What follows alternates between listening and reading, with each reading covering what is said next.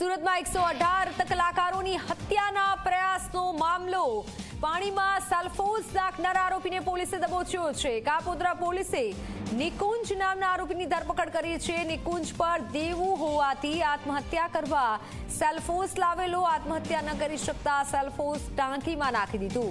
નિકુંજના નિવેદન અંગે પણ પોલીસ તપાસ કરી રહી છે। મહત્વનું છે, 2 દિવસ પહેલા કાપોદ્રાના અનમ જેમ્સ નામના કારખાનામાં એકાએક 118 રત્ન કલાકારોની તબિયત બગડી હતી અને જે બાદ પોલીસે તપાસ કરતા કારખાનામાં રહેલી પાણીની ટાંકીમાંથી ઝેરી સલ્ફોઝનું પાઉચ મળી આવ્યું હતું। ત્યારે રત્ન કલાકારોની હત્યાના પ્રયાસના કેસની તપાસ પોલીસે કરી। પોલીસે નિકુંજ નામના આરોપીની ધરપકડ કરી। નિકુંજ કારખાનામાં એડમિનિસ્ટ્રેશન વિભાગમાં નોકરી કરતો હતો। આરોપી નિકુંજે પોતાના મોજ શોખ પૂરા કરવા માટે મિત્ર પાસેથી 8 લાખ રૂપિયા ઉછીના લીધા હતા અને ત્યારે આ પૈસા ન આપી શકે તેમ હોવાથી આરોપી પોતે આત્મહત્યા કરવા માટે ઝેરી સલ્ફોઝ લાવ્યો હતો, જે તેણે પીવા માટે કારખાનામાં પ્રયાસ કર્યો।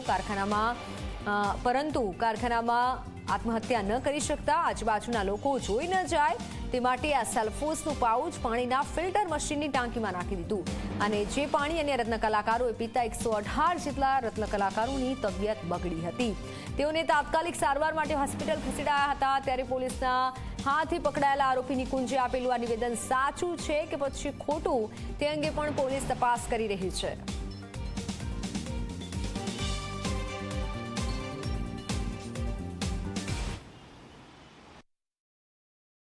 સુરતના કાપોદ્રા વિસ્તારમાં 118 જેટલા રત્ન કલાકારોની હત્યાનો પ્રયાસ કરનાર આરોપી નિકુંજને કાપોદ્રા પોલીસે ધરપકડ કરી છે। ખાસ કરીને વાત જાણે એમ છે કે 118 જેટલા જે રત્ન કલાકારો છે તેમને ઝેરી દવા પીધા બાદ તમામ લોકોની તબિયત બગડી હતી અને તમામ લોકોને ખાનગી હોસ્પિટલમાં સારવાર માટે ખસેડવામાં આવ્યા હતા।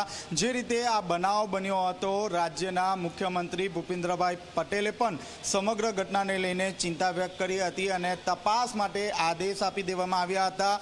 કાપોદ્રા પોલીસે અલગ અલગ ટીમો બનાવી હતી અને આ સમગ્ર બનાવને લઈને તપાસ હાથ ધરવામાં આવી હતી। શરૂઆતના સમયે આ જે કેસ છે તે કાપોદ્રા પોલીસ માટે બ્લેન્ક સમય હતો, પરંતુ ક્યાંક કાપોદ્રા પોલીસને આ સમગ્ર બનાવને લઈને સફળતા મળી છે। ખાસ કરીને કાપોદ્રા પોલીસે નિકુંજ નામનો જે રત્ન કલાકાર છે, જે મેનેજરનો જે ભાણેજ થાય છે, તેમની અટકાયત કરવામાં આવી હતી। તેનો જ્યારે મોબાઈલની તપાસ હાથ ધરવામાં આવી હતી ત્યારે ગૂગલ પેમાં જેને મેડિકલમાં જે પેમેન્ટ કર્યું હતું તે હિસ્ટ્રી પણ બહાર આવી હતી, જેને કારણે નિકુંજની વધુ પૂછપરછ હાથ ધરવામાં આવી હતી, જેમાં તેને ક્યાંક પોલીસ સમક્ષ કબૂલાત કરી હતી કે આ જે કૃત્ય છે તે તેને જ કર્યું છે।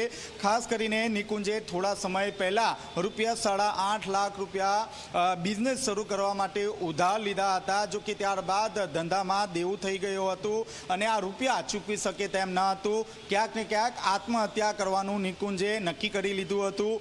મેડિકલમાંથી સેલ્ફોઝ નામનું જે ઝેરી જે પદાર્થ છે, જે દવા છે, તે તેને 12 દિવસ પહેલાં ખરીદી હતી અને ત્યારબાદ તે પોતે કારખાનામાં આવ્યો હતો। કારખાનામાં જે વોટર કુલર છે ત્યાં પોતે આ દવા પીવા જઈ રહ્યો હતો, જો કે તે ગભરાઈ ગયો હતો અને આ જે દવાની જે પડીકી છે તે તેને કુલરમાં જ નાખી દીધી હતી અને ત્યારબાદ ત્યાંથી તે પોતાની જે જગ્યા છે તે જગ્યા પર બેસી ગયો હતો। જો કે જગ્યા પર બેસ્યા બાદ તેને થઈ ગયું હતું કે આ જો પાણી કોઈ પી લેશે તો ક્યાંક મોટી જે હોનારત છે તે હોનારત થશે અને જે રત્ન કલાકારો છે તેનો ભોગ લેવાશે। ખાસ કરીને ત્યારબાદ જે નિકુંજ છે તે નિકુંજે જ પોતે બૂમાબૂમ કરી નાખી હતી અને તેને પેટમાં દુખાવો થતું હોવાનું જે નાટક છે તે નાટક શરૂ કર્યું હતું, પરંતુ ક્યાંક કાપોદ્રા પોલીસે જે નિકુંજ છે તે નિકુંજની જે આ હરકત છે તે હરકત પકડી લીધી હતી અને હાલ જે નિકુંજ છે તે નિકુંજ જેલના સળિયા પાછળ ઢકેલાયો છે। હાલ તો કાપોદ્રા પોલીસે નિકુંજની વધુ તપાસ હાથ ધરી છે। કેમેરામેન પ્રશાંત દિવડે સાથે ચેતન પટેલ, ઝી મીડિયા, સુરત।